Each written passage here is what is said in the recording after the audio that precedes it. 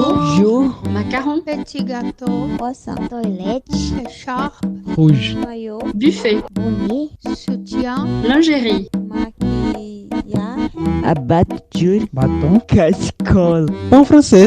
votre goûter parfumé à la langue française. La soupe à l'oignon se prépare en faisant brunir des oignons coupés en lamelles dans une matière grasse. Puis, on laisse mijoter dans l'eau. Elle est servie avec du gruyère râpé et des croûtons de pain. La soupe à l'oignon existerait depuis l'époque romaine. Elle a toujours été considérée comme la soupe de pauvres, en raison de la facilité de cultiver les oignons et de leur abondance. Sa paternité est attribuée à Louis XV. Lors d'une partie de chasse, il se rend compte qu'il ne lui reste que des oignons, du beurre et du champagne. La première soupe à l'oignon serait née, mais cette version est contestée. Elle reste aujourd'hui une soupe appréciée en famille et se consomme aussi en dehors du repas.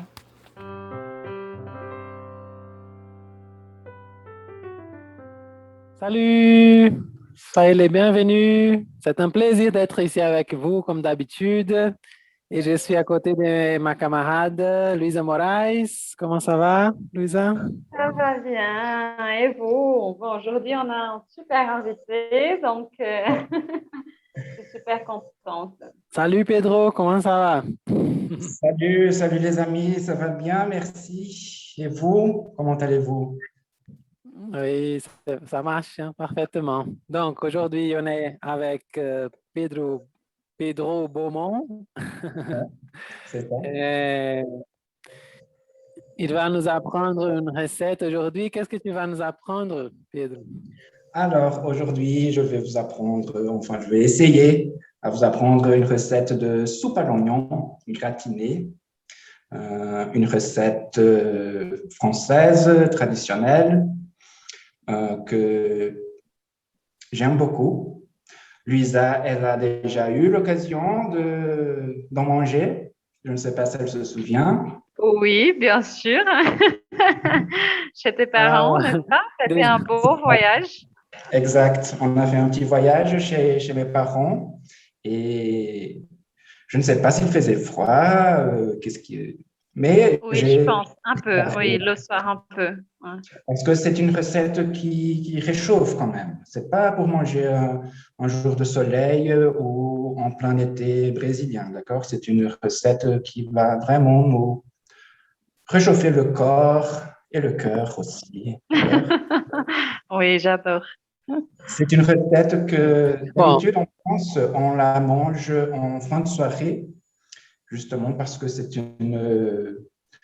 un plat confortable. Donc, après avoir bu toute la soirée, on arrive chez soi et on juste met au four la soupe et on la prend avant d'aller se coucher. Le lendemain, on se sent nickel.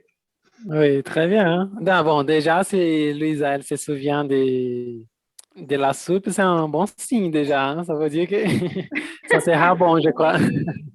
Bon, oui. En fait, Pedro, il cuisine super, super bien. Et maintenant, Pedro, il est mon voisin, ouais. Donc, il habite en bas. Donc, nous habitons dans une maison et avec un jardin et on mange ensemble. Il cuisine. Un jour, moi, je cuisine. Un jour, c'est lui. Bon, c'est pas une règle, mais en général, il y a des jours qu'on peut partager, n'est-ce pas, qu'on veut manger ensemble et c'est super, j'aime. Ah, c'est parfait. Hein? Bon, je vais commencer déjà. Je vais ouvrir ici une canette. D'accord. Je vais me servir un verre de vin, d'accord, pour t'accompagner, Adrienne. Voilà. Tu bois quelque chose, Louise? Oui, j'avais oublié de ça. Et c'est super important, en fait. Moi, je vais boire du gin. Gin, c'est ça qu'on dit? Oui, gin tonic. Oui. Oui. Santé alors, à la vôtre. Santé. Donc, on commence à Oui, je suis prête. cuisiner. Ouais. Je vais mettre mon tablier là. Ah, déjà, c'est du Ah ouais, sérieux, là. Non, je suis super content en fait parce que j'ai toujours, je ne sais pas, rêvé de participer à une émission de culinaire. Ah bon? Ben non, c'est vrai ça? Je me Non, mais sens un peu, je ne sais pas, Rita Lobo qui va cuisiner. j'adore. Oui. Oui, peut-être, on ne sait pas, hein. Un jour, on fera un concours bon français et gastronomie. C'est une très bonne idée, ouais, pourquoi pas. Mais la recette de la soupe à l'oignon, en fait, elle n'est pas compliquée du tout. Elle est assez simple. Il y a quoi? On peut penser à 3 étapes seulement, d'accord? Donc, on doit préparer d'abord un bouillon. Ensuite, on passe à l'oignon en soi. Et pour finaliser, on va le faire gratiner au four avec des tranches de pain, de baguette, enfin, et du fromage râpé, tout simplement. D'accord? Et pourquoi j'ai choisi cette recette? C'est parce que je ne voulais pas préparer de la viande. Normalement, les plats traditionnels français que je connais, ils sont tous à base de viande, mais pour être un peu plus, euh, comment dire? Démocratique. Ouais, voilà, pour être plus démocratique, une recette sans viande, je pense que c'est la meilleure option. Je Euh, dirais, je dirais solidaire avec Louisa, hein, parce que sinon, elle allait cuisiner sans manger, quoi. Oui. T'en manges toi, Adriane, de la viande? Ah non, je mange, ouais. En fait, je mange pas tous les jours, mais j'ai pas de problème pour manger, hein. D'accord, d'accord. J'essaie d'avoir une diète plus végétarienne, Mhm. mais s'il a l'occasion de manger chez ma mère ou quelqu'un va m'apprendre une recette, je vais chez quelqu'un, je mange, pas de problème. D'accord. D'habitude, le bouillon, il est à base de volaille ou de bœuf, mais comme je vais maintenir la recette végétarienne, on va faire le bouillon de légumes, d'accord? Donc, pour le bouillon, il n'y a pas trop de secret. On prend les légumes qu'on a au frigo chez soi et on les cuit.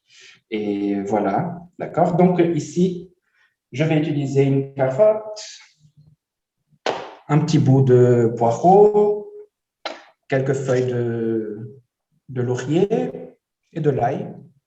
D'accord? Oui. Donc, je En vais fait, juste commencer. pour le bouillon, en général, quand je vais faire du risotto, c'est très bien de garder, n'est-ce pas, pendant la semaine, on garde les,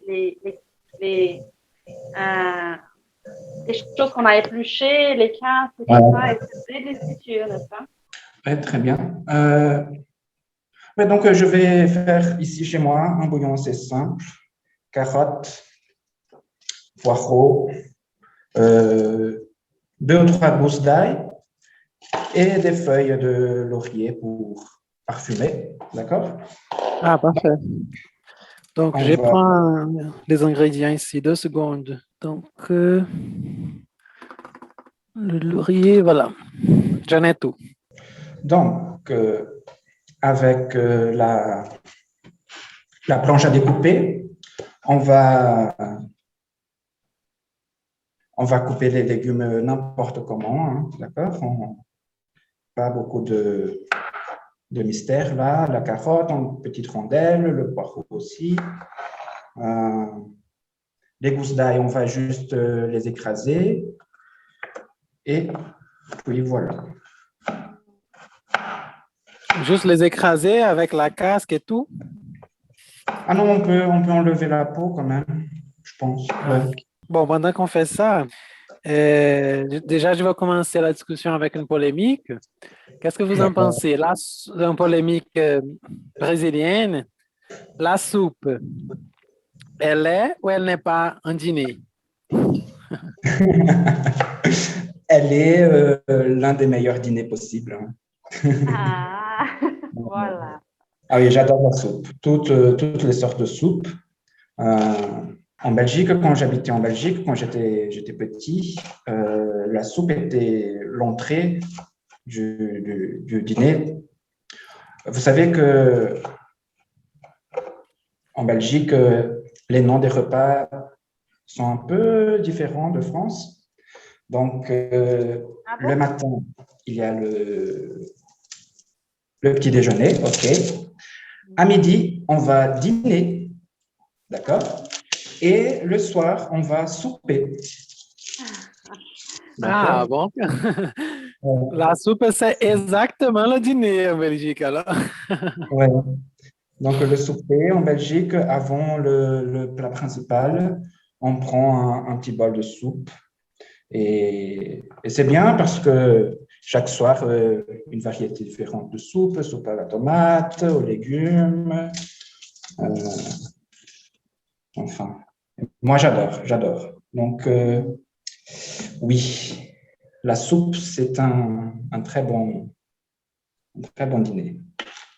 Et vous, qu'est-ce que vous en pensez, les deux? J'aime bien, j'aime beaucoup. En fait, Ouais. je connais pas beaucoup de variétés, en fait. Mais je trouve que bon, un commentaire, c'est pas exactement qu'est-ce que je pense, que j'adore.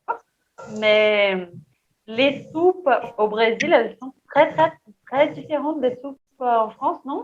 Parce que on fait des soupes plus, comment on dit, avec plus fortes, n'est-ce pas? Donc, en général, les soupes françaises, c'est de l'eau, quoi. Oui, mais c'est délicieux. Mais ici, on met des pâtes dans la soupe. On met des pâtes, oui, c'est complètement fou, oui. Pour moi, en fait, je n'aime pas trop manger de la soupe comme dîner, hein. Pour moi, je dois vous avouer que j'aime la soupe, mais pour moi, c'est une entrée, c'est pas le dîner, en fait. Il te faut plus de consistance? En fait, il faut il y ait quelque chose pour mâcher. En fait, il faut que je mâche. Ah oui. Parce que si je ne mâche pas, pour moi, je ne mange pas, je bois, hein. Quand je veux, quand je veux manger, je veux mâcher la chose, hein. C'est sentir de mâcher vraiment. Je veux cette sensation. Euh, donc, juste la soupe, c'est comme si j'avais bu un jus. C'est la même chose pour moi. Mais la soupe à l'oignon, avec une tartine, une tranche de pain, et voilà. ah voilà, là, ça marche bien avec le pain. Bien. Mais j'aime bien la soupe. Il y a des soupes qu'on met du fromage, n'est-ce pas? Il y a des choses pour, je ne sais pas, mais enrichir. J'aime bien. Très bien. Donc, je vais mettre sur une petite casserole juste un fil d'huile d'olive. D'accord? Et on doit chauffer l'eau aussi, hein, on va faire bouillir l'eau. Juste une petite question là. On va mettre combien d'eau juste pour que je puisse savoir la taille de la casserole? Ah ouais, 1 litre d'eau, ça va. Ah, ok. Voilà, c'est allumé, on met un fil d'huile d'olive, c'est ça hein, que tu avais dit? Un fil d'huile d'olive, oui, juste pour faire ramener les légumes. Oui. Et pendant qu'on fait ça, l'eau va chauffer un peu. Ah, on met l'eau à côté, à bouillir. Ah, d'accord, je n'avais pas compris ça. Et tu as dit que tu as grandi en Belgique. Et en fait, ton nom de famille, c'est Beaumont, c'est un nom pas brésilien, je crois. Ça, ouais. Raconte-nous un petit peu ton histoire. Hein. Oui, bien sûr. Bon, je n'ai pas grandi en Belgique. J'ai passé une partie de l'enfance en Belgique, de mes quand j'avais 10 ans jusqu'à l'âge de 12 ans. En fait, bon, pour expliquer mon nom de famille, c'est mon père qui vient de Belgique, il n'est pas brésilien, il est belge. Donc, Beaumont, ça vient de son côté. Et voilà, mon père, il est venu au Brésil dans les années 70, qu'en Belgique, on appelle 70. Ah oui, c'est facile. après quelques années, il a rencontré ma mère et ils ont formé une famille. Bref, en gros, c'est ça l'histoire. Je ne sais pas si j'entre en détail. Qu'est-ce que... En fait, c'est comme tu veux, hein, t'es libre, on Oui. est là pour... En Ouais. fait, c'est libre. une belle histoire. J'aime beaucoup cette histoire-là, mais il y Ouais, a un ouais. détail super important. D'habitude, les gens aiment bien. Ce n'est pas une histoire ordinaire, hein, parce que mon père, il est venu au Brésil en tant que missionnaire. Donc, il était curé de l'église catholique.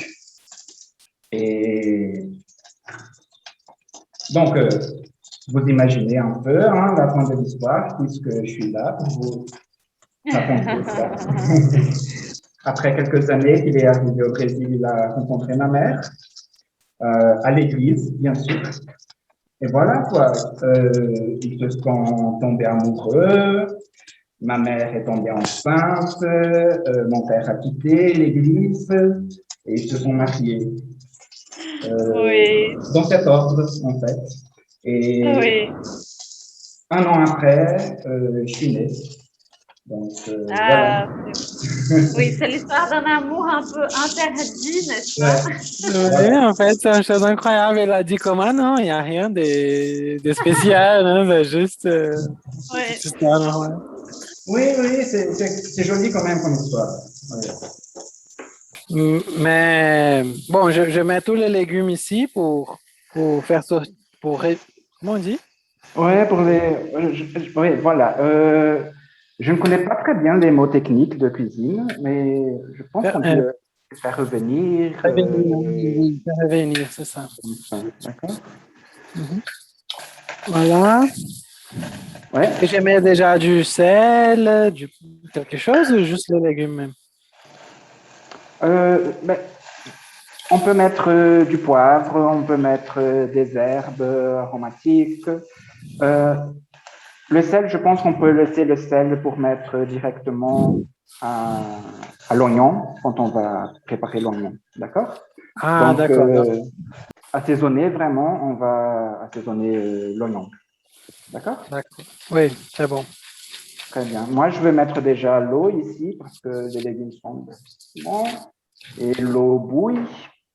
Donc, attention, ça va faire du bruit quand même. Wow, ça fait vraiment du bruit.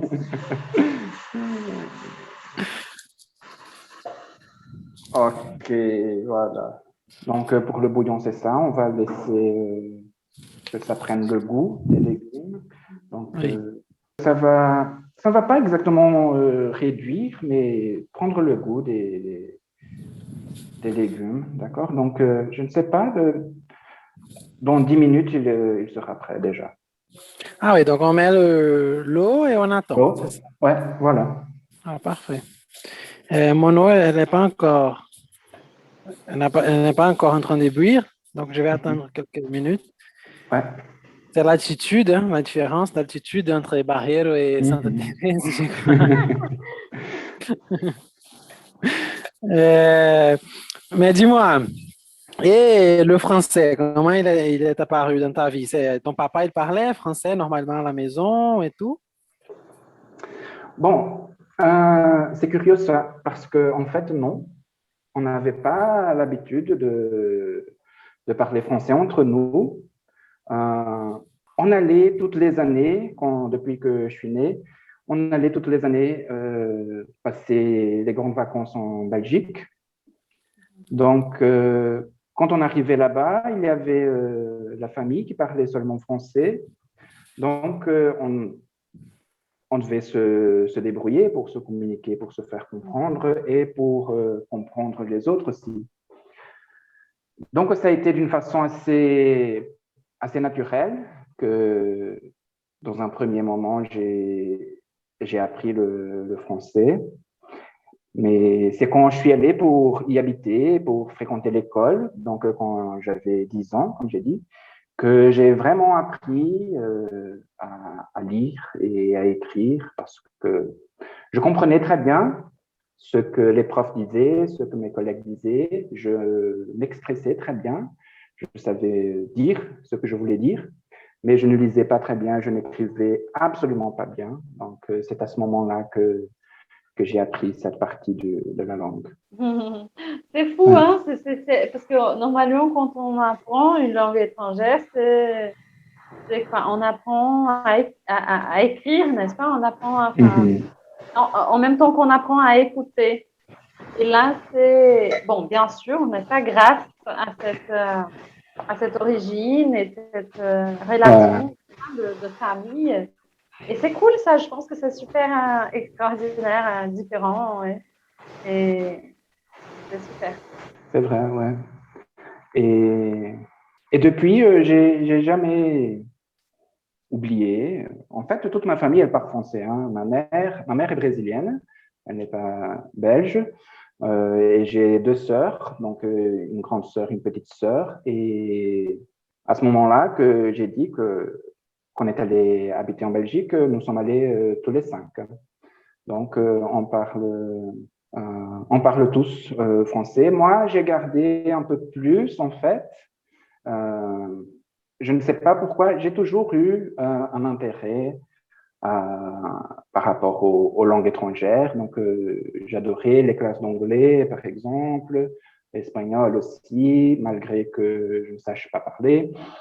Mais moi, j'ai gardé plus d'intérêt vraiment à la langue. Donc, je lisais, j'essayais de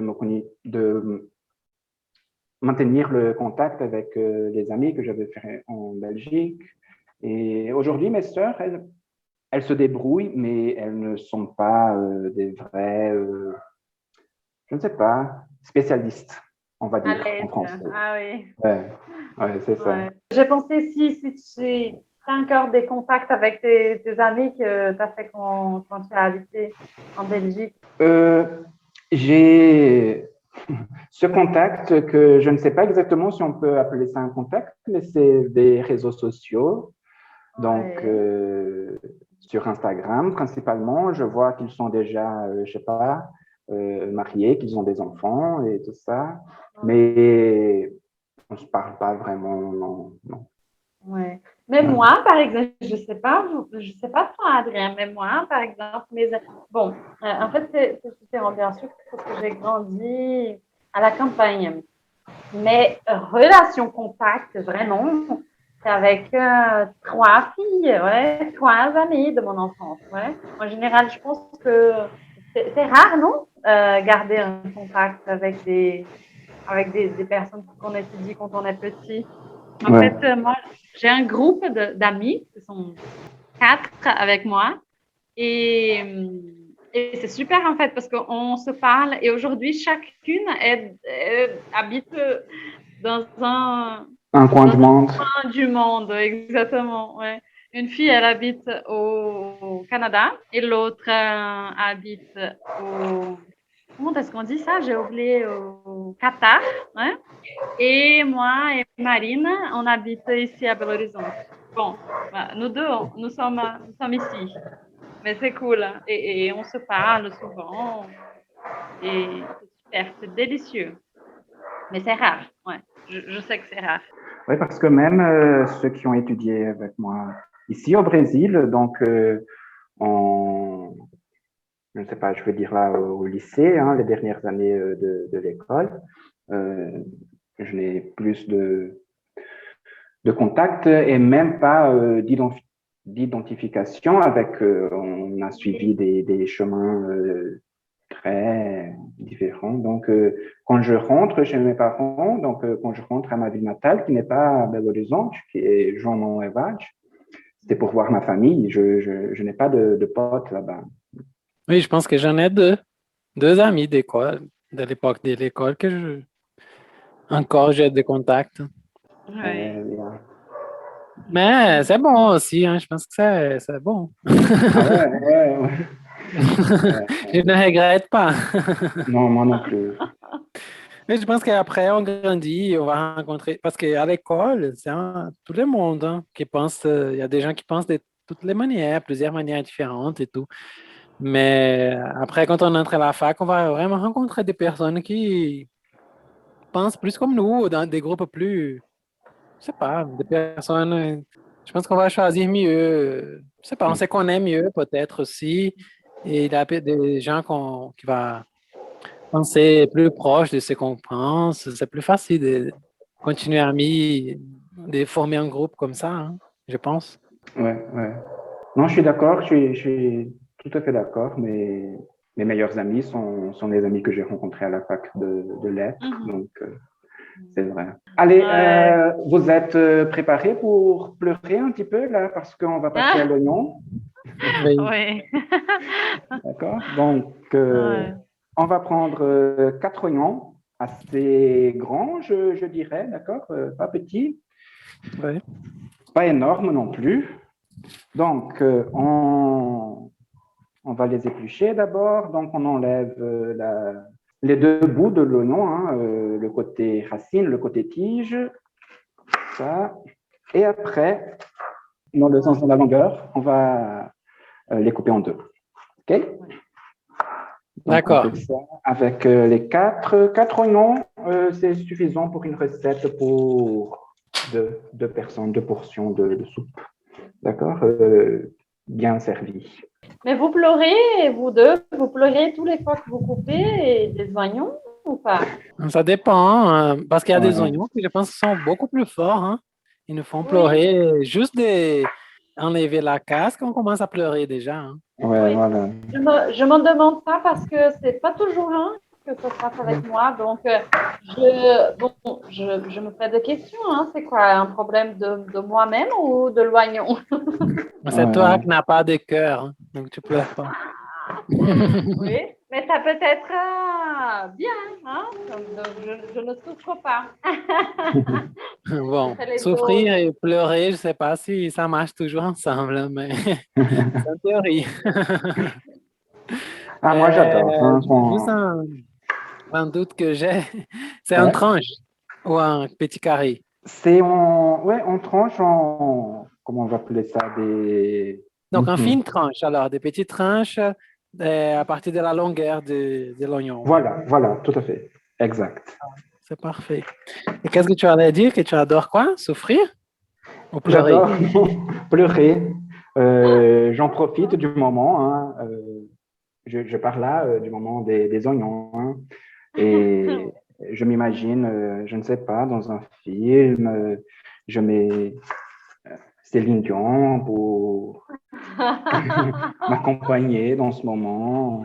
Et, et ça commence à piquer déjà mes yeux. Donc, ça vient, les gars. Et toi, Adrien, ça va? Je vais mettre une chanson ici pour t'accompagner cette scène pendant que tu pleures. Ah, j'aime. J'adore. C'est la philosophie de vie un peu. Ouais. Les Trux, n'est-ce pas? La chanteuse. Elle a fait un album. Elle a sorti un album qui s'appelle Aos Prantos en portugais. Ben, c'est super. C'est important, hein? Ah, c'est cool. Mais maintenant que vous coupez l'oignon, je me souviens j'ai déjà parlé de la communauté, n'est-ce pas, où j'ai vécu en France. Et là-bas, bon, il y avait une fille, une femme qui était super, super marrante et elle avait un état d'esprit que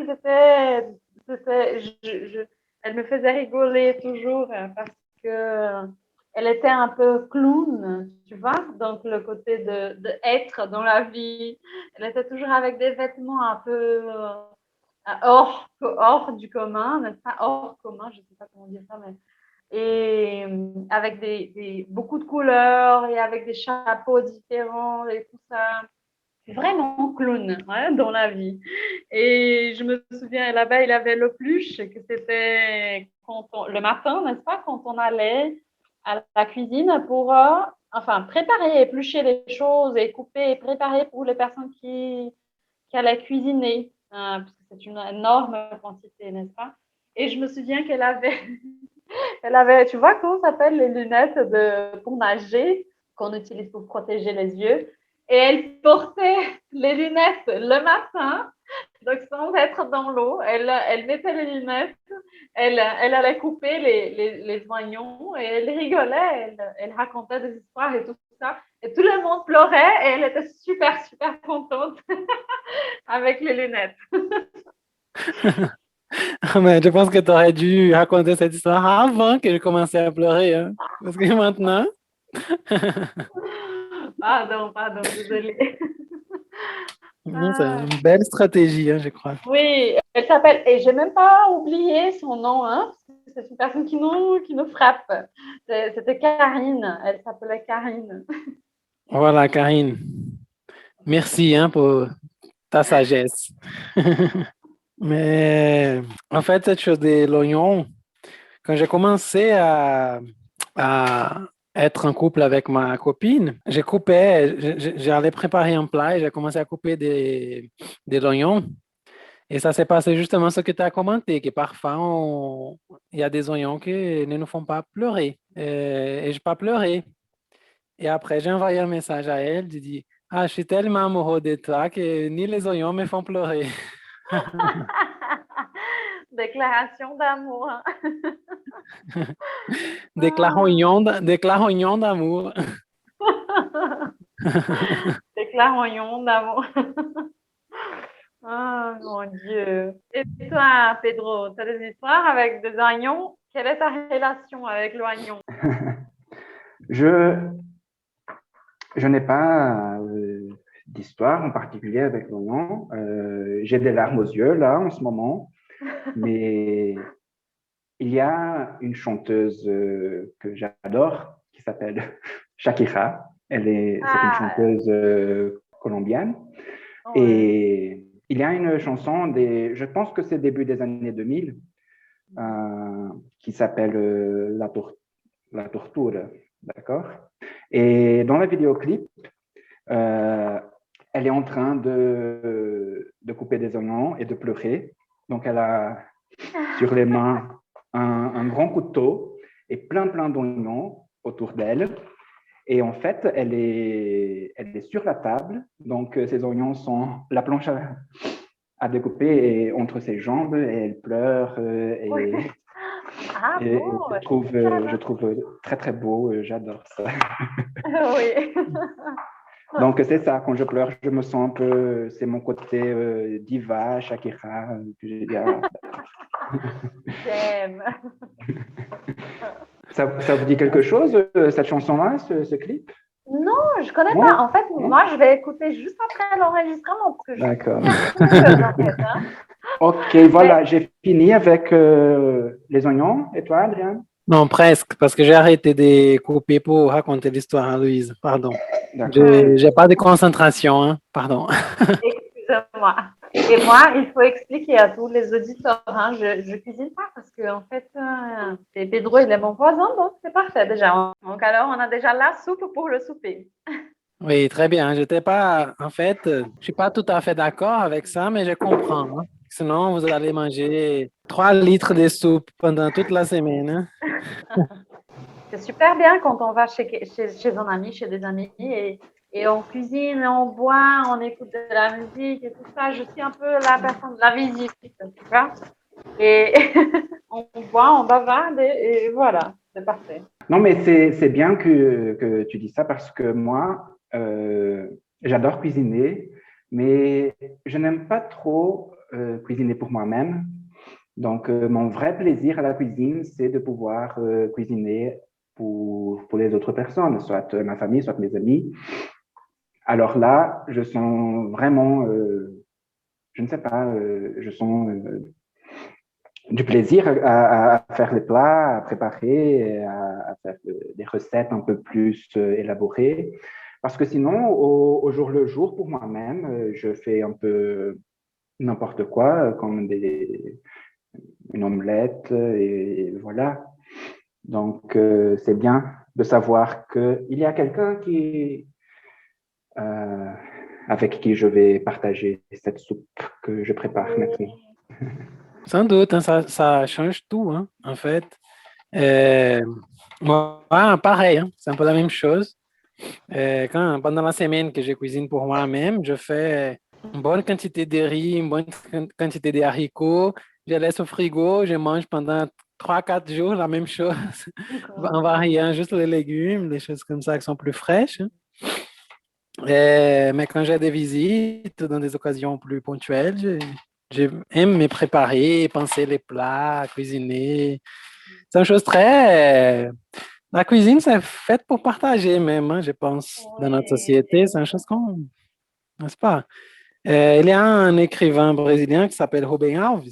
Il dit qu'il divise ses amis dans 2 groupes. Ceux qu'on reçoit dans le salon et ceux qu'on reçoit dans la cuisine. Les plus proches, on reçoit toujours dans la cuisine, hein, parce que c'est la partie la plus intime de la maison. Hein. Ouais. Je suis pour la cuisine. Hein. Ouais, je vois ce qu'il veut dire, mais moi, je n'aime pas avoir quelqu'un qui me regarde cuisiner.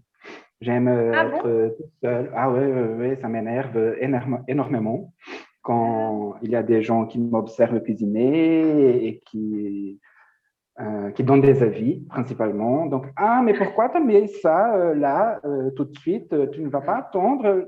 Non, ça m'énerve Oui, c'est vrai. complètement, oui. Oui, Donc, quand mes amis viennent chez moi pour manger, quand ils arrivent, c'est déjà tout presque prêt et c'est juste servir et manger. Ouais. Mais c'est bien ça voilà. aussi, hein, parce que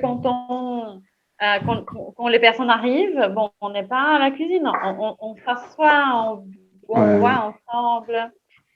Ça, c'est une bonne idée. Bon, comme vous pouvez voir, j'ai fini. Hein? Il y en a plein d'oignons ici devant moi. Très bien, très bien.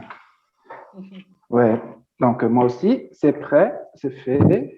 Donc, on peut passer. Et le problème maintenant d'enregistrer, c'est qu'on va rester tout le temps en train de reniflant comme ça. Tout le temps. C'est pas une bonne recette pour le podcast. Hein? Non, mais ça, c'est la réalité, quoi. Oui, c'est la vie. Hein? Oui. En fait, j'ai beaucoup aimé quand quand tu m'as dit que Pedro a proposé de nous apprendre cette recette parce que j'ai mangé une fois la soupe à l'oignon, c'est quand j'étais en France, quand je faisais mon échange universitaire. J'ai eu l'occasion d'en manger et waouh, j'ai beaucoup aimé. C'était une chose que je dis, quoi, ça c'est une soupe? C'est pas possible. C'est très, très, très, trop, trop bon. Hein. Et après, j'ai jamais plus mangé. Et toujours, je me disais, ah, je vais chercher la recette, je vais chercher la recette. Et je le faisais jamais, tu vois, je fais jamais. Demain, je fais, c'est ça. Et ça a été parfait quand tu as dit qu'il allait nous apprendre ça. Il dit, ah, voilà, c'est ça que j'avais besoin, hein, quelqu'un de... Oui. Ah, c'est bien ça me fait plaisir de le savoir. Oui, je pense que si ceux qui nous écoutent le font, ils vont beaucoup aimer parce qu'ils n'ont jamais mangé. Hein. C'est une chose qui vraiment on doit manger au moins une fois dans la vie. Hein. Oui, je pense que c'est pas une habitude ici au Brésil hein, de faire de la soupe au l'oignon. Et je pense que si on le fait, c'est super différent, n'est-ce pas? Ah oui, en fait, on utilise l'oignon toujours pour faire de la soupe. Mais quand je lis soupe à l'oignon, je dis, quels sont les ingrédients? Oignon. Je dis, quoi? Oui. C'est quoi ça? Ouais, Je on a pensais que parlé ça un s'arrêtait. petit peu de ça, n'est-ce pas? Le premier épisode du Cuisiner avec nous, en fait, les ingrédients les plus importants au Brésil, n'est-ce pas pour nous? C'est quelque chose du côté affectif, hein? Que c'est justement l'oignon et l'ail. Hein? Oui, c'est vrai, sans doute. Mais et c'est drôle parce qu'on les utilise toujours, mais ils sont jamais. On n'a pas eu cette idée de faire la soupe à l'oignon, ou l'oignon, c'est la chose principale même. Oui. Et là, avec l'ail, nous avons, hein, que c'est le pain d'ail qu'on fait dans les barbecues, que c'est parfait. J'aime. Oui, pour les francophones qui nous écoutent et ne connaissent pas, c'est du pain français. Notre pain français, mais je pense qu'on peut le faire avec une baguette blanche. Donc, une baguette blanche avec comment une crème d'ail. Et on met ça, on farcit la baguette avec ça, le pain avec ça. Et on met ça pour faire griller avec le barbecue, hein, et parfois c'est mieux que la viande même au barbecue, hein. C'est plus disputé que la viande. Bien sûr. Bon, alors, quelles sont la prochaine étape, Pedro? Alors, on va prendre la casserole, où on fera la soupe vraiment, et on va y mettre 2 cuillères à soupe bien généreuses de beurre. OK? Parfait, déjà j'aime beurre. Très bien. Donc, on va faire fondre ce beurre. OK? D'accord? Et une fois le beurre fondu, on va ajouter les oignons. Bon, je sais pas vous, hein, qu'est-ce que vous pensez et aussi nos auditeurs, mais je pense que ce serait trop difficile d'être végétalienne, de ne pas manger du beurre. Oh, mon Dieu. C'est polémique, hein, une question polémique. Je vais être super jugée, comment on dit Je vais être annulée et cancellée, je sais pas quoi en français. Mais vegan, hein, pas végétarien, tu dis. Non, on dit végétalienne, non? Ah bon? C'est quoi ça? Ah oui, c'est végétarienne pour les personnes qui ne mangent pas de viande et végétalienne pour les personnes qui ne mangent des ingrédients d'origine d'animaux. Pas et seulement, vegan. en fait, hein, c'est un mode de vie. Qu'est-ce que c'est vegan alors? Je sais pas. Alors, on va étudier ce sujet pour connaître le vocabulaire en français. Non, parce que non, il y a le mot vegan en français. C'est le même mot. Ah bon? Partout, oui. Bien sûr. Alors, Pedro, qu'est-ce que tu penses? Je pense qu'on peut dire vegan, oui, mais c'est peut-être une influence anglophone parce que j'ai déjà entendu végétalienne aussi, végétalien, végétalienne, avec L à la place du R pour ceux qui ne consomment vraiment pas de produits d'origine animale. Donc, c'est pas seulement la viande, mais tout produit laitier, œufs, du cuir même pour les vêtements. Oui. Ah, donc ce sont des végans, mais en français. Ouais, voilà. Ça, c'est drôle parce que c'est un mouvement, hein. Je pense que c'est important d'avoir le même nom partout, hein, parce que c'est le même mouvement. Je ne sais pas. C'est pour ça que j'ai déjà entendu vegan en français même, justement parce que c'est le mot anglais que tout le monde utilise, hein, de ces mouvements. Mais je ne connaissais pas cet autre mot-là, de végétalienne. Je mets les oignons maintenant. Ouais, on ajoute l'oignon. D'accord. Allez. Allez, Louisa. Je sais pas, j'ai oublié. En fait, c'était rien. Non, en fait, elle a dit que ce serait difficile d'être végane, végétalienne en France. Ah, oui. Oui, c'est vrai. Pas seulement en France, mais au Brésil. Non, je pense que c'est une chose super personnelle, en fait. Mais pour moi, j'aime pas trop les fromages et tout ça. Et en fait, je déteste les fromages français. Les fromages forts sont super forts. Je pense que j'ai 4 ou 5 sortes de fromages que j'aime beaucoup. Et les autres, non, j'en mange pas. Et donc, pour moi, c'est OK, ça va. Mais du beurre pour préparer des choses. Et oui, je pense que du beurre, c'est le plus difficile. Oui, pour moi, je pense que c'est le beurre. C'est un goût qu'on ne va pas trouver. Et l'œuf aussi, hein. Parce que l'œuf, il a une chose avec la texture des choses, des gâteaux, des choses qu'on va faire qui doivent avoir une texture plus nuageuse. Oui. Et Je pense que... Alors, avant de répondre à cette question, je vais juste dire qu'une fois que les oignons sont assez sués là, dans notre petite casserole, on va mettre une pincée de sel. Comme ça, le sel va aider à la cuisson de l'oignon parce que le sel fait que l'oignon libère son eau naturellement. D'accord? Et après, on peut déjà séparer un verre de vin blanc, d'accord? Mais on va attendre encore quelques instants avant d'ajouter le vin blanc. Mais sinon, c'était quoi la question? si je pourrais être... J'avais demandé, en fait, ta relation avec les choses d'origine animale. Ouais. Bon, je mange de tout, donc je mange de la viande, enfin de tout. Je mange pas du poisson parce que je n'aime pas, mais à part ça, ça va. Et en fait, je me sens assez hypocrite parce que je n'aime pas travailler avec la viande crue. Je trouve ça assez, comment je pourrais le dire sans être rude, là. Dégueulasse? Ouais, je ne voulais pas utiliser dégueulasse, mais oui, je trouve dégueulasse. Je n'aime même pas d'aller à la boucherie parce que je pense que la boucherie a une odeur déjà très particulière que je n'aime pas. Et même si c'est, je ne sais pas si c'est du poulet, préparer du poulet tant qu'il est cru, je n'aime pas, mais j'adore en manger. Je ne peux pas passer sans. Peut-être que si je fais un effort, je peux passer de viande, mais pas de fromage ou d'autres produits laitiers. D'accord?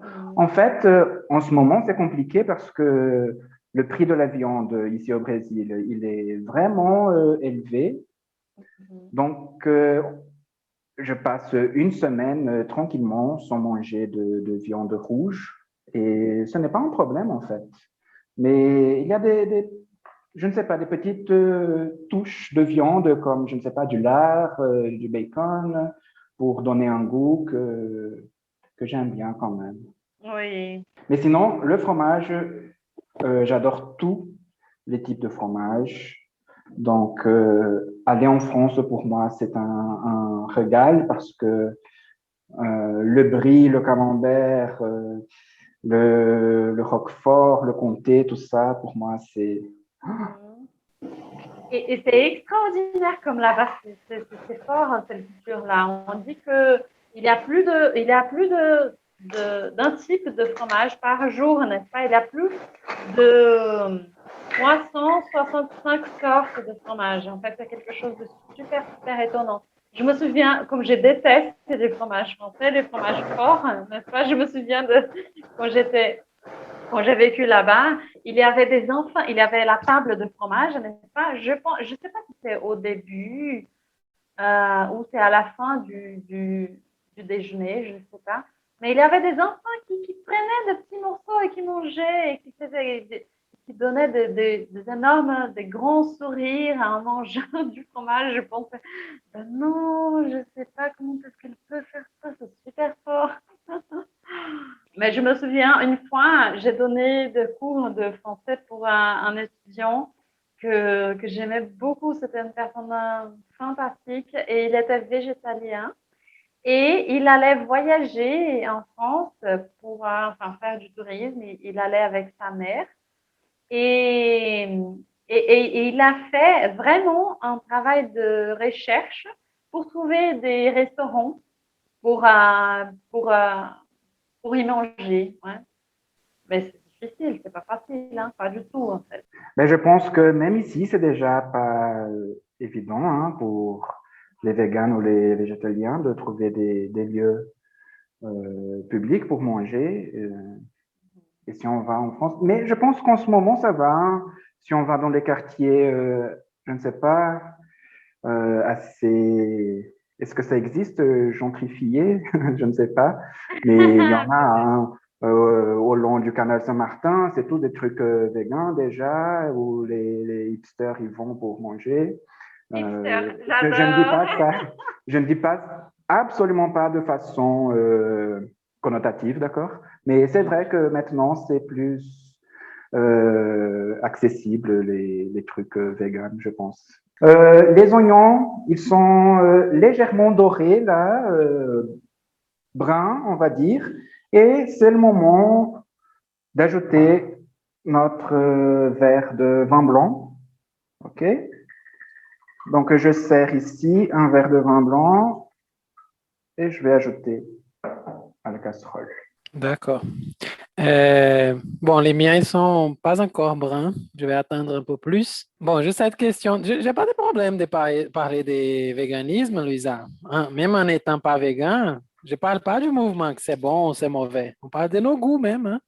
Ouais. Euh, j'adore le fromage, j'adore le... En fait, comme j'avais dit à Pedro, dans ma routine quotidienne, je ne mange pas de viande.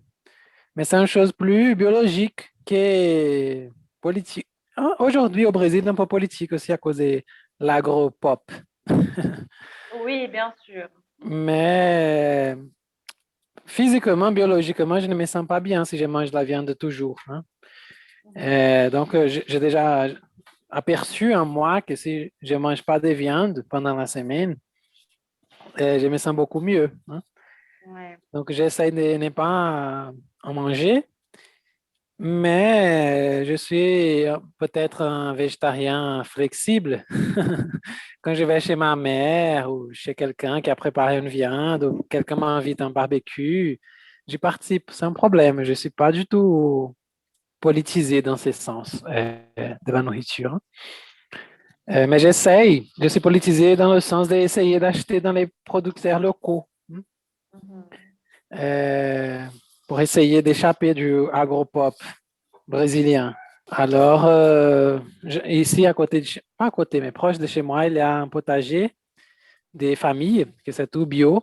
C'est un peu plus cher, mais bon, pour ceux qui n'ont pas les moyens, je comprends de ne pas le faire, mais aujourd'hui, j'ai les moyens, donc j'essaie de...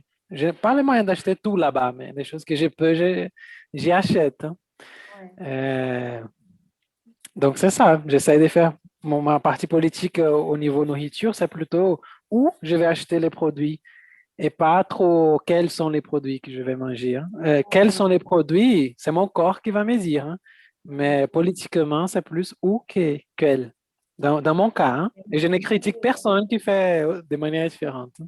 Oui, bien sûr, je suis complètement d'accord en fait parce que je rigolais en fait pour dire qu'on irait être annulé parce que c'est quelque chose de contemporain, n'est-ce pas, de super contemporain. Mais en fait, je pense que ça, c'est le chemin en fait pour changer le chaos hein, qui est instauré aussi. Je pense que l'alimentation, euh, euh, c'est de la politique, hein, donc je suis super d'accord, hein, super d'accord. Le réchauffement climatique et tout ça, ce sont nos habitudes et nos habitudes à la table aussi, surtout. Hein. Non, pas nous exactement, mais le système qui nous est imposé en fait. Hein, donc c'est pas et c'est super compréhensible. Bon, on n'a pas le moyen de tout acheter bio et tout ça, mais c'est ça, on va faire un mouvement collectif d'avoir de petits producteurs et tout ça, je ne sais pas comment te mais de casser cette espèce cette grande industrie pour produire pour tout le monde. Mais Pedro, je pense que tu as des choses à nous dire hein, sur la recette. Donc, en fait, le rôle du vin ici, dans la recette, c'est de faire déglacer hein, l'oignon. Donc, on ajoute le vin, on attend qu'il soit assez réduit, et puis Donc, on peut passer à la farine. On va ajouter une cuillère à soupe de farine, d'accord, pour aider à la consistance simplement de la soupe. OK? Tu y es à cette étape, Adrienne? je vais y mettre le vin maintenant. Et j'aimerais savoir qu'est-ce que c'est déglacé, explique à nos auditeurs. Déglacé, voilà. Quand on met de la graisse pour chauffer, donc de l'huile, du beurre ou d'autres types de graisse dans une casserole, l'aliment qu'on va y cuire, il va être un peu au fond de la casserole, il y a un peu de cet aliment qui va coller au fond. Donc, on va mettre du vin dans ce cas. En fait, ça peut être n'importe quel type d'acide. Ici, on va utiliser le vin, mais si vous n'en avez pas, utilisez le vinaigre, ça marche, d'accord? Et on va justement déglacer. Déglacer, c'est enlever toute cette partie de l'aliment qui va rester collée au fond de la casserole et qui va avoir justement une saveur plus marquante de ce qu'on a fait, d'accord? Parce que c'est pas exactement brûlé, mais c'est presque brûlé. Vous voyez, quand il y a ce fond de la casserole qui est assez brun comme ça, et quand on met quelque chose, on arrive à justement le décoller, que c'est le procédé de déglaçage. Et une fois qu'on a fait ça, on va ajouter une cuillère à soupe moins généreuse que la cuillère à soupe de beurre, d'accord? C'est pas beaucoup de farine, ok? Ah, c'est parfait l'explication en fait, hein? Bravo. D'accord, super alors. Parfaite explication et oui, ça marche, c'est bon, parfait. Et déjà, ça sent très bon, hein? Je sais pas si Louisa, elle sent l'odeur du deuxième étage, hein? Oui, ça arrive chez toi, voisine? Non, pas du tout, pas du tout. Non? Non, dommage. Moi, j'adore toute préparation toute recette avec du vin en fait. J'ai dit qu'on pourrait remplacer par du vinaigre, mais si vous pouvez, utiliser du vin parce que ça donne vraiment une saveur spéciale. Il y a quelques jours, là c'est une recette tout à fait différente avec du vin rouge dans le cas. Il y a deux potes à moi qui sont venus me rendre visite et j'ai préparé du coq au vin. Est-ce que tu en as déjà mangé, Adrien, du coq au vin? Non, je pense pas. Non? Ah, c'est délicieux. C'est tout simplement la recette, on appelle coq, mais on la prépare avec du poulet. On laisse les morceaux de poulet marinés pendant toute une soirée, presque 24 heures, dans du vin rouge. Et après, on le cuit et c'est délicieux. Moi, j'adore. Et il y a aussi le bœuf bourguignon, hein, que c'est à peu près la même dynamique, sauf que c'est pas du poulet, c'est du bœuf. Et j'adore ça aussi. Donc, je pense que le vin, il a ce pouvoir de transformer un simple poulet dans un plat super bon. Oui, le bœuf bourguignon, en fait, j'en ai déjà mangé, c'est parfait. Ouais. Mais au moment quand tu expliquais, je pensais que tu allais dire, on appelle coq, mais on utilise du poulet, et on appelle au vin, mais on utilise du rhum. Une chose comme ça.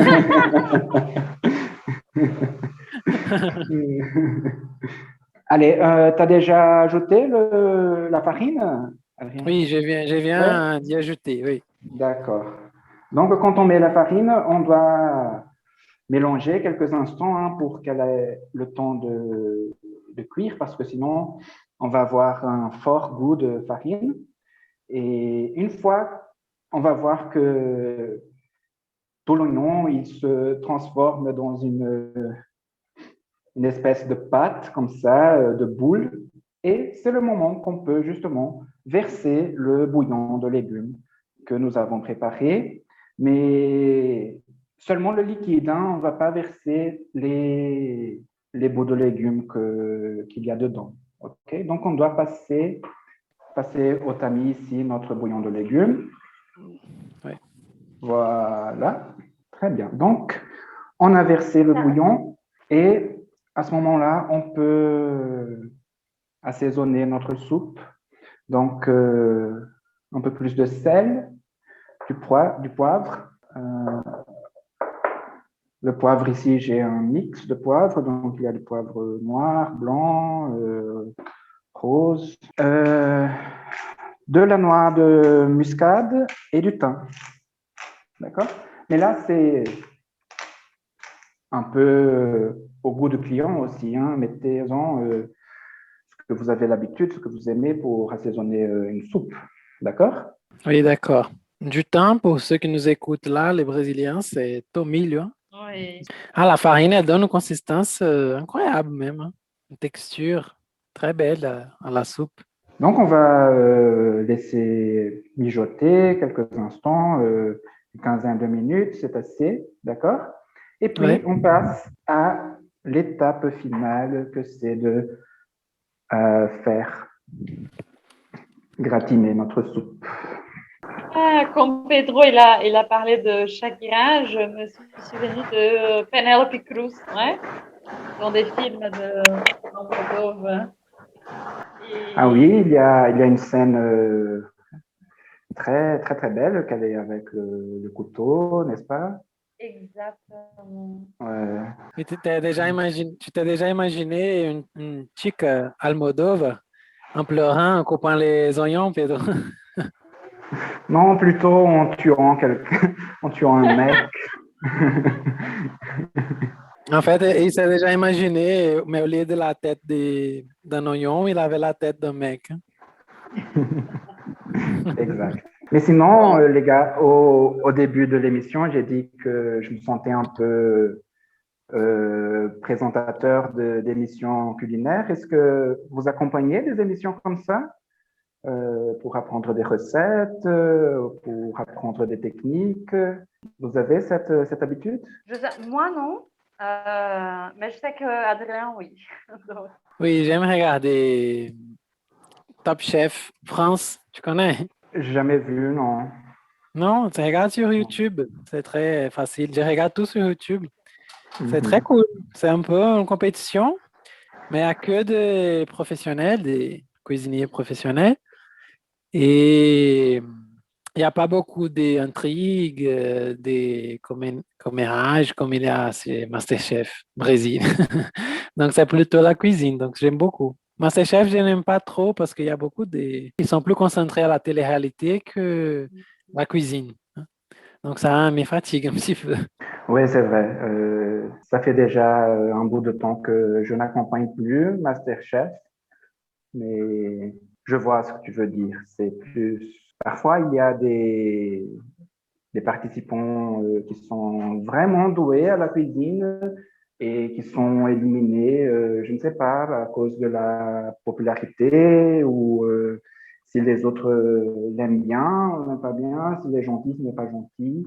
Et c'est pas ça, hein. On veut savoir si le mec il cuisine bien ou si la meuf elle cuisine bien et pas s'il est gentil. Voilà. Oui, Mais oui, tout à fait. Pour aller c'est un peu à... différent, hein, une émission où on apprend des recettes qu'une émission de télé-réalité pour cuisiner. Ah, Parce que moi, d'accord. j'aime Oui. bien vraiment voir les recettes, comment les faire, la mise en place et ce truc-là. Ah, je comprends. J'ai mélangé tout parce que justement, je n'ai pas l'habitude. Je n'aime pas des choses qui Non? donnent seulement la recette. Ah non, j'aime, mais Oui. par exemple, je veux faire une recette, je vais sur YouTube et je regarde quelqu'un qui fait, qui apprend à faire. C'est comme ça que j'aime. Mais j'ai pas l'habitude de voir, même si je vais pas cuisiner, tu vois? Alors, est-ce que tu as déjà goûté la soupe, là, si ça va, le sel? Oui, j'ai goûté et j'ai trop aimé, Ouais. c'est parfait. Ouais. Oui. L'étape suivante, on va juste couper les tranches de pain, d'accord? On va servir la soupe dans des bols qui peuvent aller au four. Donc, on sert la soupe, on y met les tranches de pain en dessus, et puis on met le fromage râpé. On les amène au four pour faire gratiner, donc pas plus que 10 minutes, c'est tout vite. Et puis voilà, bon appétit. Donc, il faut préchauffer le four. Mais je pense que oui, c'est toujours bien hein, de faire ça parce que sinon la soupe va refroidir, pardon, et ensuite réchauffer. Donc on va déjà allumer nos fours pour faire gratiner nos soupes. D'accord. Donc, je mets la soupe dans le bol. Après la tranche du... Non, attends, je vais faire Ouais. les tranches des pains pendant qu'on parle et après, on fait ensemble là. Ouais, très bien. Moi aussi, je dois couper mes pains ici. Mais sinon, Pedro, quand est-ce que tu as commencé à cuisiner? Quand est-ce qu'est apparu en toi cette envie, cette volonté de cuisiner? C'est une chose de famille? C'est après que tu as commencé à avoir cette envie? Comment la cuisine est apparue chez toi? Ah, très bien. Bonne question là. En fait, quand j'étais petit, j'étais un enfant assez gâté, donc j'avais tout à bout de main. Je ne devais m'inquiéter pour rien, donc je ne cuisinais pas. Dans mon enfance, tant que j'habitais chez mes parents, je ne cuisinais pas, je n'avais pas de rapport pratique à la cuisine. Donc, j'ai déménagé à Belo Horizonte et c'est à ce moment-là que j'ai dû commencer à me débrouiller pour pouvoir manger parce que manger tous les jours au restaurant, ça n'allait pas, hein, ça coûtait beaucoup quand même. Et c'est comme ça que j'ai commencé à apprendre à cuisiner. Donc, je me souviens je ne sais pas, de téléphoner à ma mère pour demander, dis maman, comment je fais du riz. Donc, Oui. parce que je n'avais vraiment aucune idée. Et une fois que j'ai appris, j'ai découvert, je ne sais pas, je ne sais pas si je vais appeler ça une passion, mais assez de, je ne sais pas, un lien fort entre moi et la cuisine. Et j'ai commencé à être plus ouvert aussi aux possibilités culinaires parce que je n'aimais pas tous les genres de plats ou de cuisine. Donc, j'étais un peu plus ouvert aussi parce que parfois, je devais manger ce qu'il y avait. Je n'avais pas beaucoup d'options. Donc, j'ai découvert qu'il y avait des choses que j'avais passé toute ma vie en disant que ah, je n'aime pas ça, je n'aime pas ça. Mais en fait, je disais que je n'aimais pas, mais je n'avais même pas goûté de ma vie. Oui. Donc, et à partir de ce moment-là, j'ai eu l'intérêt d'essayer de perfectionner un peu les techniques, connaître des assaisonnements différents, comme des trucs plus, je ne vais pas utiliser le mot exotique, mais les trucs moins traditionnels de notre cuisine ici, de chez nous. Et voilà, j'ai développé ce goût de la cuisine. Et apparemment, je le fais bien. Je ne vais pas l'affirmer, mais mes amis me disent que ça va, c'est pas mal. Oui, moi je dis aussi. Je le dis aussi. Ouais. Oui. Mais c'est drôle là, hein. C'est curieux là, cette expérience de commencer à cuisiner tous les jours et quand on sort de la maison des parents, n'est-ce pas? Parce que vraiment ça change. Hein. Parce que moi, Ouais, et c'est drôle parce que je vois que les connaissances que j'ai qui ont cette même expérience de venir à Belo Horizonte pour étudier et travailler, mais dont les parents habitent dans une autre ville. Et quand ils rentrent chez leurs parents, tout ce qu'ils veulent, c'est de manger un peu la nourriture de la mère ou de la grand-mère parce que ça leur manque. Et c'est pas rare que quand je rentre chez moi, c'est le contraire. C'est mes parents qui me demandent de faire la cuisine pour eux et pas moi qui demande à ma mère pour faire la cuisine pour moi.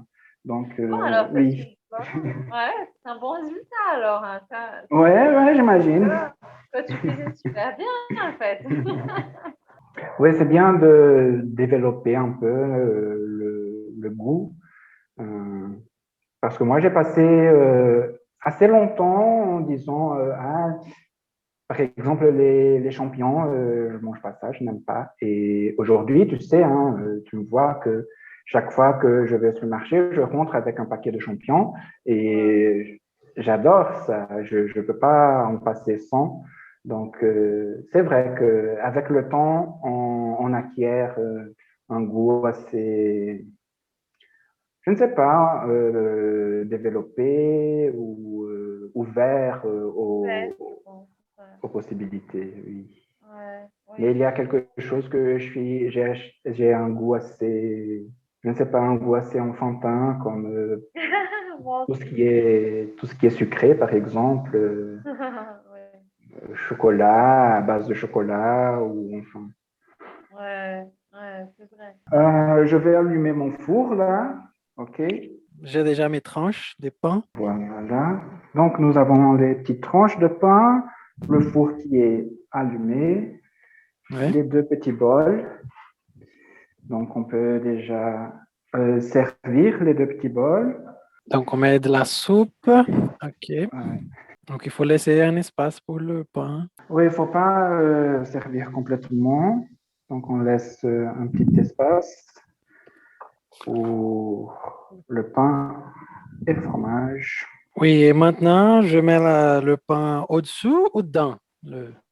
Au-dessus, hein, tu ne vas pas les... Je ne vais pas le plonger dedans. Non, voilà, non. On ne va pas le faire plonger, non.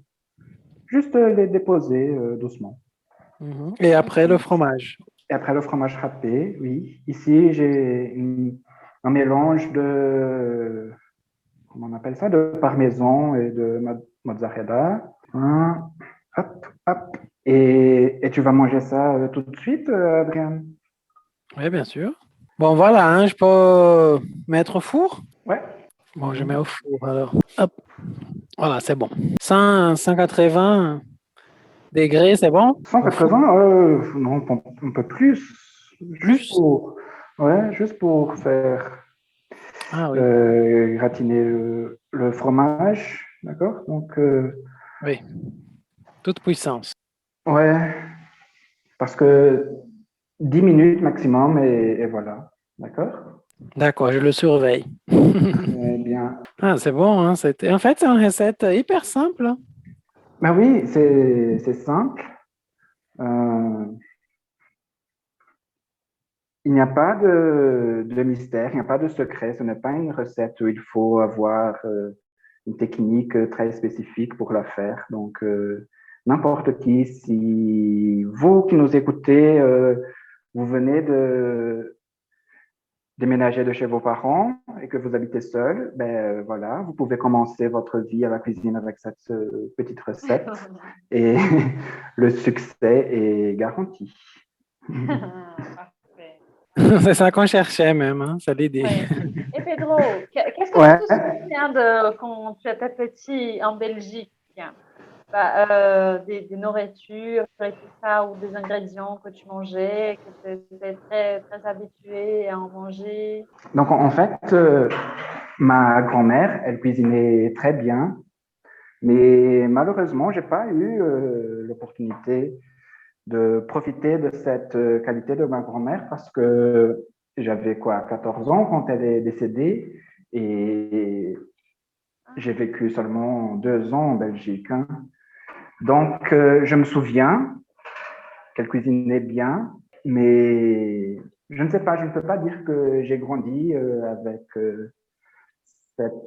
ce rapport avec sa cuisine. Mais non, il y a des plats belges qui sont très, très bons. Il y a, je ne sais pas si vous avez déjà entendu parler de ça, du chicon. Non, c'est Le pas. chicon, c'est un légume. C'est pas tout à fait un légume, c'est un végétal que en France on appelle ça des endives. Ah oui. Donc c'est un végétal qui on peut le manger cru en salade, c'est assez amer et d'un goût très particulier. Mais en Belgique, on a cette façon de le préparer qu'on appelle, apparemment, je suis passionné des gratins, mais c'est le chicon au gratin. Donc, on cuit dans l'eau salée les chicons. Et puis, avec cette eau de la cuisson, on prépare une sauce blanche et on entoure les chicons avec du jambon. Donc, on place les chicons entourés de jambon dans une moule. On renverse la sauce. C'est une sorte de sauce béchamel, sauf que à la place du lait, on va utiliser l'eau de la cuisson du chicon. Et du fromage râpé, on fait gratiner et voilà.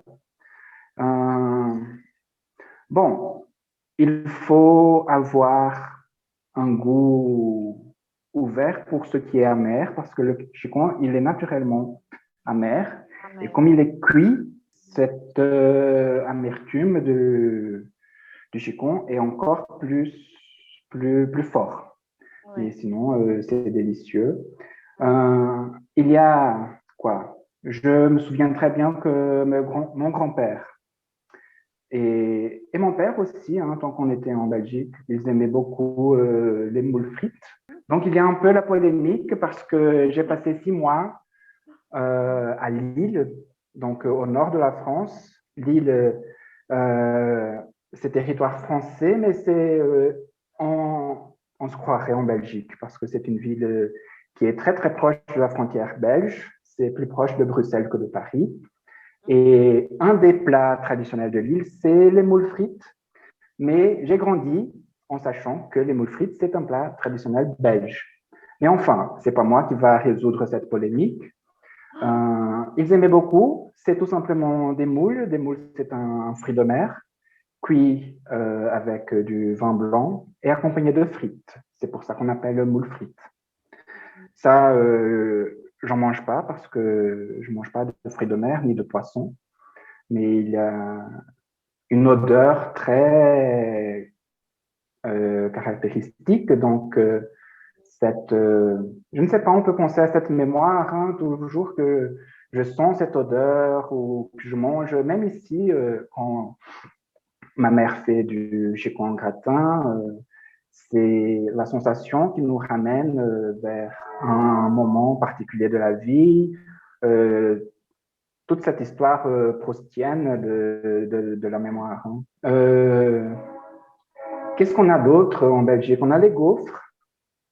Il y a les gaufres liégeoises. Donc, il y a une ville en Belgique qui s'appelle Liège. Les gaufres liégeoises qui sont très délicieuses. Et le chocolat, bien sûr. Et une fois qu'on a plus de 18 ans, si on va en Belgique, il y a les meilleures bières du monde quand même.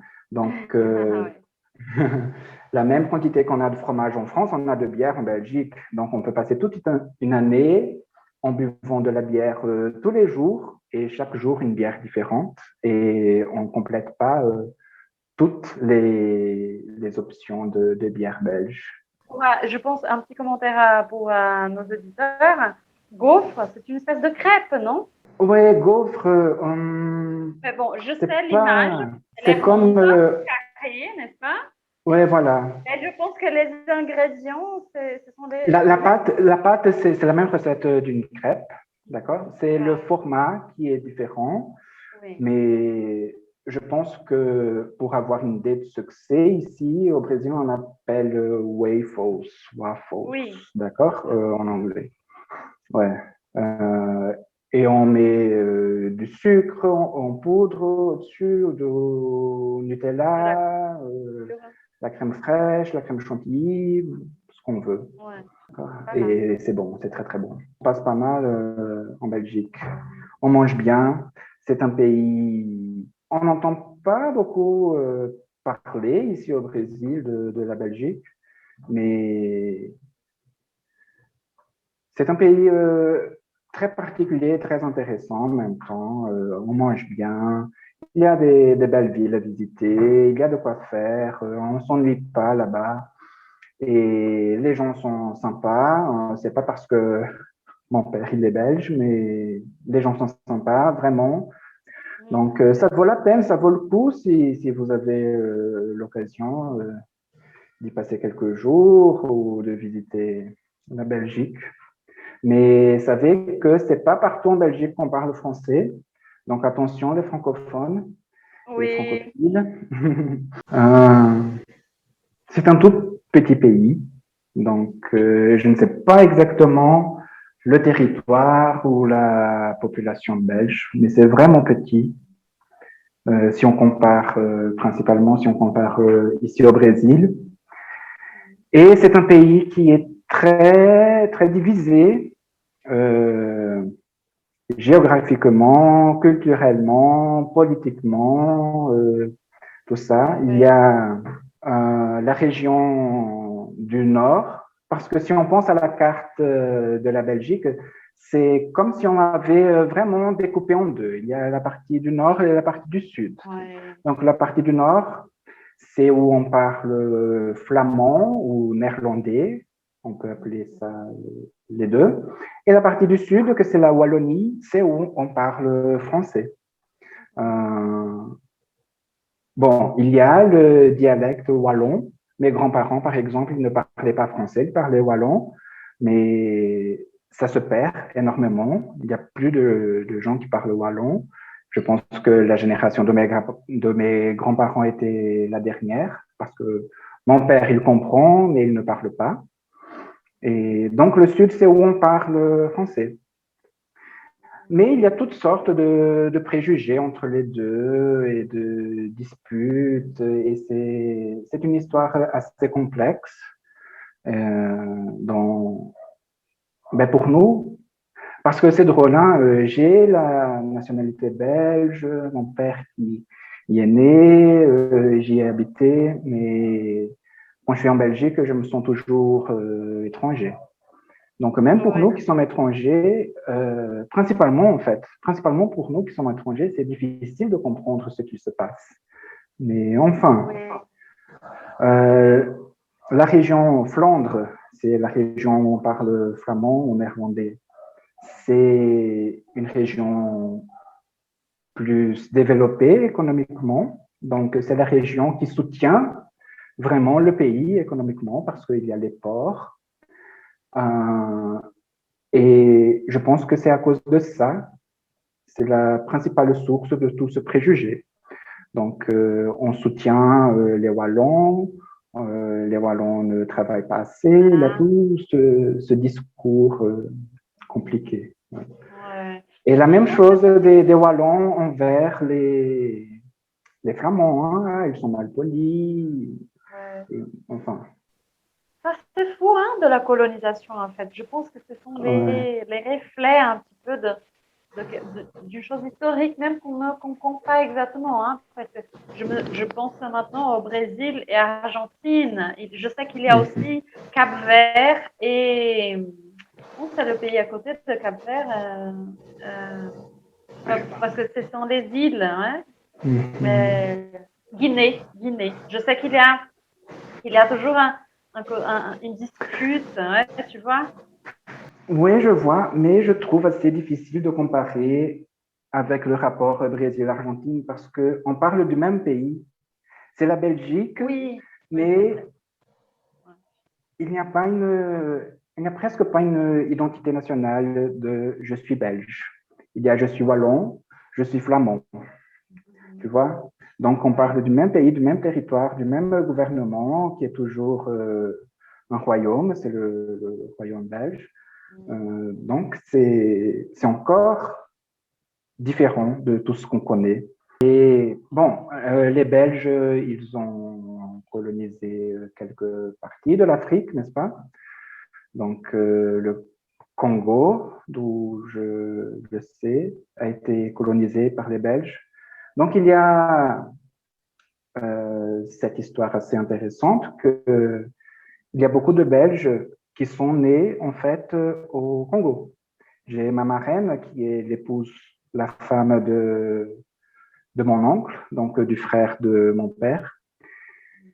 Elle est née au Congo parce que son père était militaire, sa mère était infirmière. Donc, à l'époque où sa mère était enceinte, ils étaient au Congo. C'était l'époque de la colonisation là-bas. Et elle y est née, mais il n'y a pas vraiment de rapport avec le pays.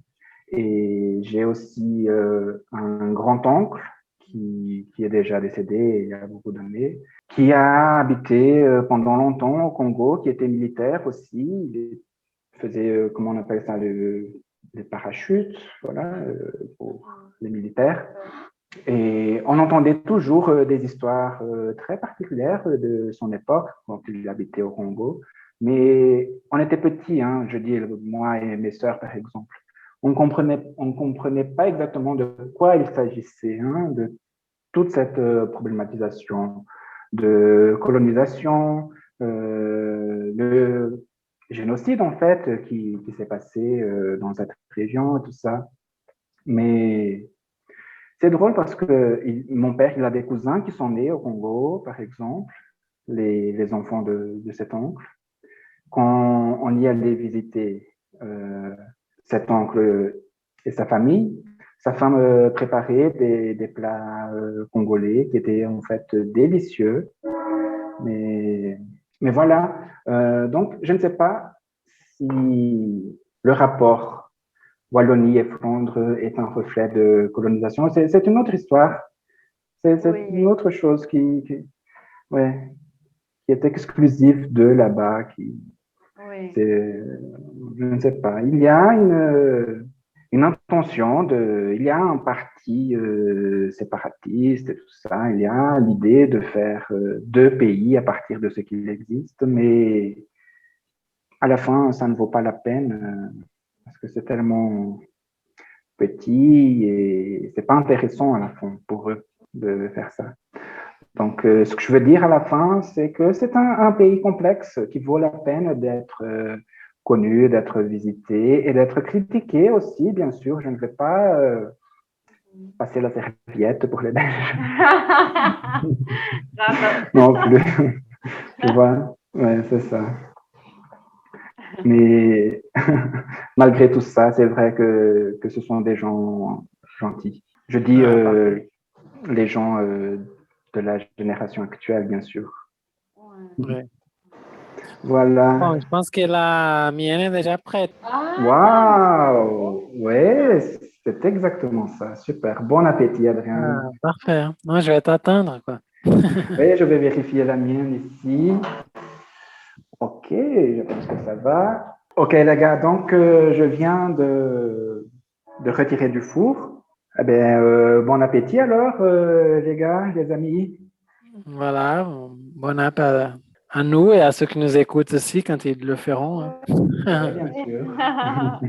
Bon appétit. Bon, je vais goûter, je vais vous dire la vérité, hein, si ça marche. Oui, ça... sois sincère, hein, Adrien?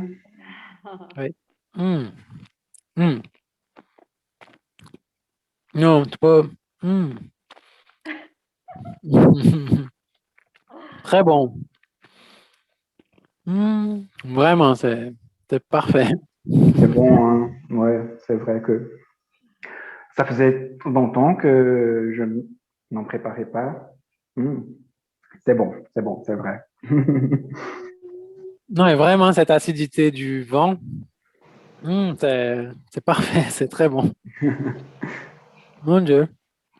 Très bien, je suis content que tu aies aimé. Maintenant, je vais sortir, j'arrête, je sors, je vais visiter mon voisin parce que je sais qu'il a faim. Ouais, ben je t'attends.